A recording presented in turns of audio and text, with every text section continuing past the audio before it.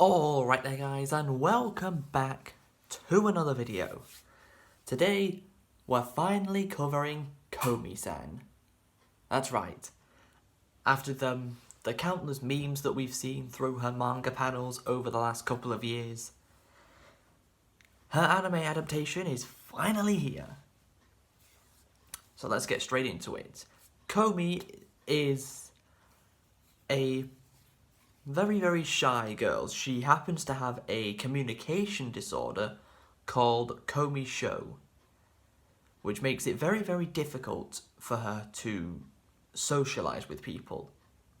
It's not because she doesn't want to socialize with people. It's that her communication disorder makes it that she can't socialize with people.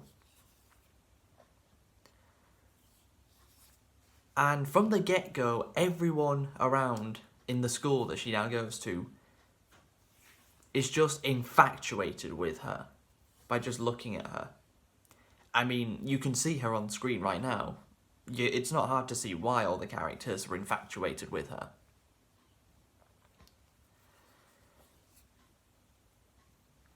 So the day starts off with the most average-looking of all the characters, and one of our main characters, Tadano, who just so happens to have only one seat in the classroom he's able to sit at because all the others have been taken. And it's the one that's right next to Komi San. So when everyone is introducing themselves, because Komi San struggles to speak, she walks up to the chalkboard and writes her name on instead of saying it. This infatuates the class even more. And they also all want to kill Tadano because he happens to be sitting in the very spot the rest of them want to be in. But at the end of the school day, Komi-san and Tadano basically have a conversation by writing on the chalkboard. And they write a lot. It's almost like it became a competition. And Komi-san tells Tadano, writes down for him, that she wants to make 100 friends at this school. That is the main objective of this show. That is what Komi-san wants. So, let's get that journey started with Tadano. The next day, we meet the next character that becomes Komi-san's friend, Najimi, who is refreshingly a trap. If you've been around in the anime community, you know exactly what a trap is. He becomes the next friend of Komi-san, even if he's hesitant at first. Although he does like teasing Komi-san a lot, by asking her to go out and order something for him, whether it's food or coffee or whatever.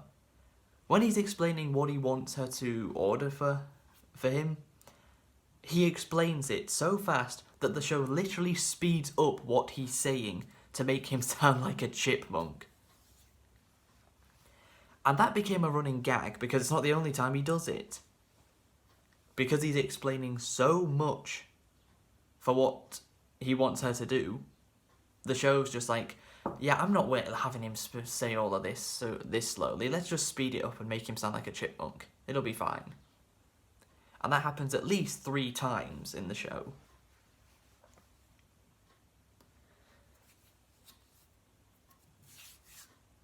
Next friend is Agiri, who was introduced to Komi-san by being stared at by her in the library. Now, Agiri is definitely, not only is she not the smartest tool in the shed, she's the dumbest tool in the shed. In fact, she's so stupid, she didn't even make it to the shed. She likes to think of herself as Komi-san's dog. Take that as what you will, because she is a very strange one. And then we come to the final one in Komi-san's main friend group, Yamai. Now then, she is definitely a yandere. Not to the extent that Yuno Gasai from Mirai Nikki is, but she's definitely, the best way to describe her is yandere. The first notable thing in the show she does is kidnap Tadano and tie him up in her closet. Only by pure luck did Najimi and Komi-san happen to go to Yamai's house and find him there. By complete chance. So Tadano doesn't really feel safe anymore whenever he's around her, because he's thinking, oh god, what's she going to do to me next? Luckily for him, she doesn't really do anything to him after that. That was the main thing she did to him. Tie him up and stick him in the closet. So now that we've got the main friend group established, Komi-san spends the whole show speaking very, very little. Only a couple of times does she speak in a complete sentence. It's mostly down to, say, making noises or saying like 2 words, or maybe 3 at a very big push. But someone who didn't suffer with this condition is Komi-san's mom. Oh boy, she did not suffer with any sort of communication disorder. Komi-san's mom is the life and soul of the party, as she calls herself Forever 17.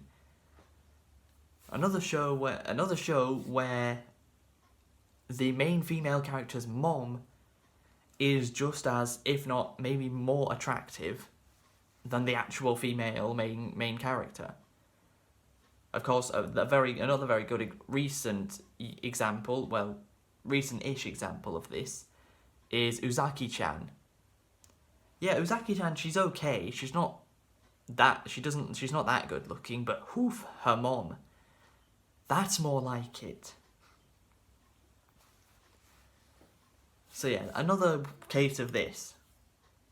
Komi-san's dad also doesn't speak very often, just like her, but he does speak more than she does. And then we have Komi-san's brother, who doesn't appear in the show that much at all. He has a couple of scenes in the middle and a scene at the end, but that's about it.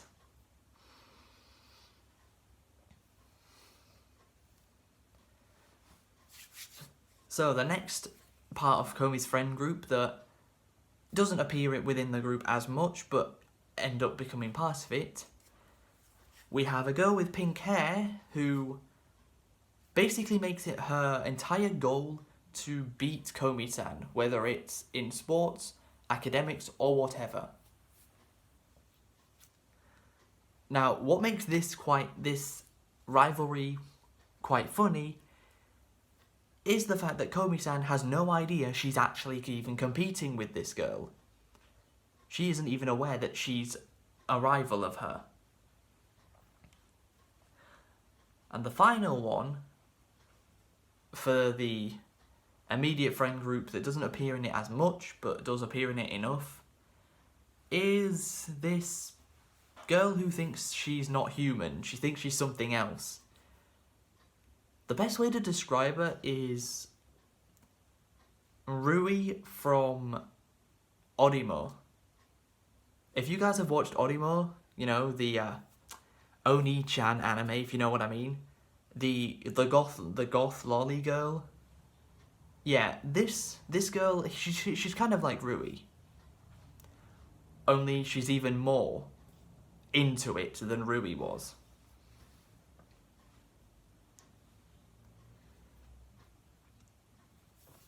So Komi-san is making more friends. She's getting to know people better, even if she's not the one speaking most of the time.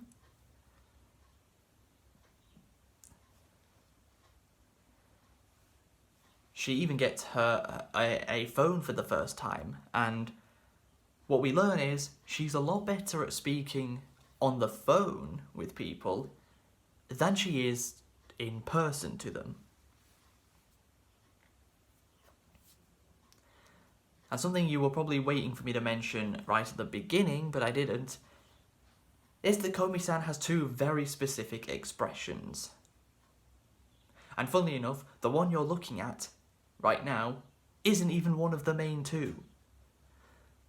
The two main expressions Komi San has is where she looks extremely menacing, as if she's looking down on you, or her eyes go really, really big, and she sprouts cat ears out of nowhere. Those are the two main expressions we have of Komi San, and they get used a lot throughout the show. Next up we have the sports festival, because it wouldn't be a high school anime without a sports festival in there somewhere, would it? And Komi San doesn't end up winning her relay race, as she ends up trying to take a very sharp turn and ends up falling over, but has everyone cheering her on, so she keeps going for it, but she just barely misses out on the victory and comes in second. It's very similar to Ishigami from Love is War in episode 11, right at the end of season 2. It's very similar to that relay race, where the person you're rooting for doesn't actually win, they come second and very, very close to winning, but just not quite it. And before that, Komi-san even cheered on Tadano with a full sentence. And the only person that could even tell that she was speaking was Tadano, despite he was at the other side of the track. No one next to her could hear her, but Tadano from halfway across the track, oh yeah, he could hear her perfectly. He kind of has a mind-reading ability to where he can tell what Komi-san is thinking all the time. Well, only when he's with her. It'd be a bit creepy if he knew what she was thinking when he wasn't with her. Komi-san's main form of communication in the show is through writing on paper and then showing the piece of paper to whoever she's with. That's her main form of communication in the show. And it's quite adorable when she's panicking because there's nothing for her to put her paper on as a flat surface to write on. So Komi-san just barely doesn't manage to win. And the person that ended up beating her happened to have just met her a few minutes earlier and was a second year, whereas Komi-san is a first year. And her main gimmick was telling people what heat they feel, whether they're hot or cold, whatever that's supposed to mean. Then we have the school culture festival to finish off. And it wouldn't be a school culture / sports festival. Not sports festival, we just did that. It wouldn't be a summer / cultural festival in a high school anime without the mention of a Maid Cafe, and that's exactly where we go.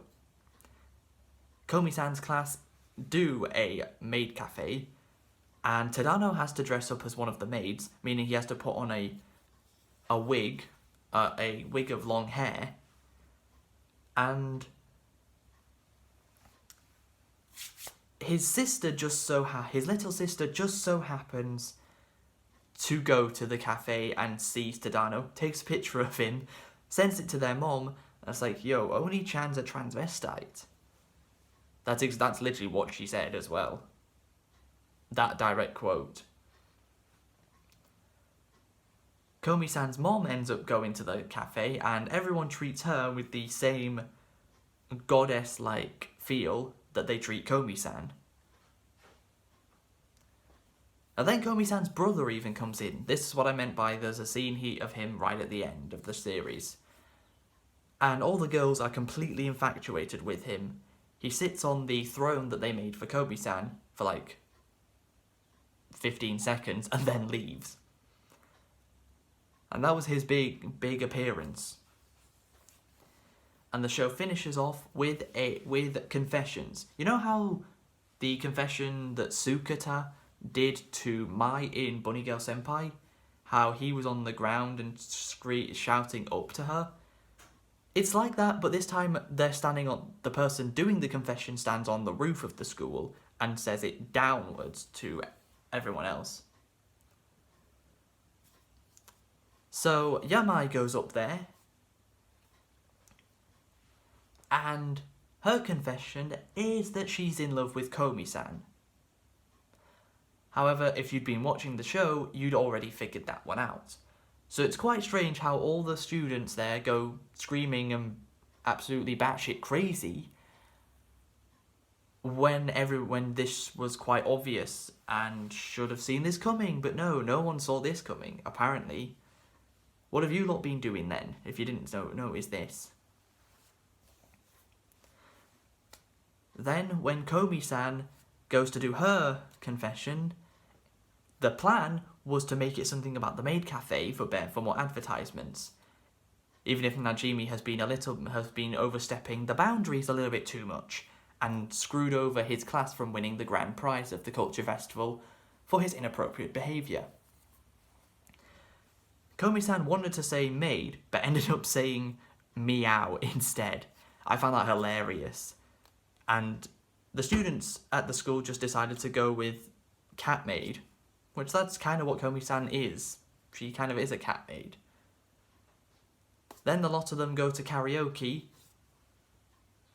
and the song Komi-san was looking to sing happened to be the ending theme song for the show. But the music starts, and she doesn't start singing because communication disorder, Komi show. So then Najimi, Tadano, and Komi-san all get up to sing together, and it plays the opening theme song of the show. But unfortunately, the characters don't actually start singing it. It just plays out as the song just starts playing with the lyrics, how they normally do at the start of every episode. But this time around, there were different visuals compared to the actual opening theme song. The song still plays like normal, but the visuals show everything that has happened throughout the show.